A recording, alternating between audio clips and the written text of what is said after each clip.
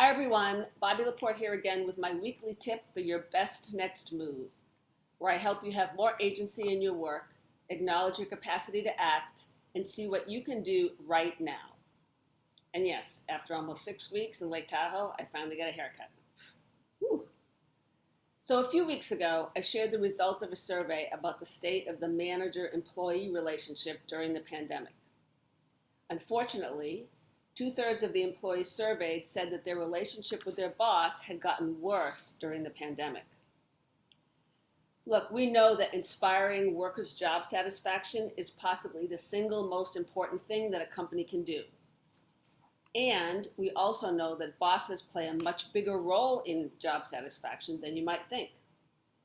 And this is evidenced by another recent survey on this topic by McKinsey, where 75% of the survey respondents reported that the most stressful part of their job was their relationship with their manager.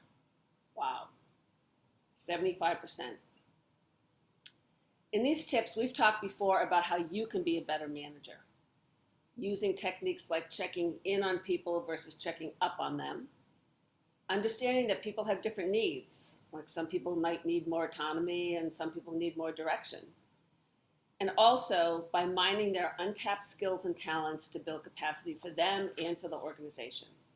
Those are just some simple things that you can do to be a better manager. But what if you have a bad boss? Look, there are bad bosses everywhere, and it's not always their fault. Gallup research contends that only 1 in 10 people possesses the necessary traits that make great managers. And that includes building relationships that create trust, open dialogue, and create transparency. Only 1 in 10. That's just amazing. So many people have just been promoted to manager roles without any sort of vetting or assessment about whether they have the right skills and capabilities to be effective managers. And I saw some of that this past week when I spoke with a number of clients who have very challenging relationships with their managers. Look, this happens to all of us at least once during our career, probably multiple times throughout our careers. And it's not surprising that we have bad bosses, given the statistic that I just shared about 1 in 10. So if this is your situation, what can you do to deal with a bad boss?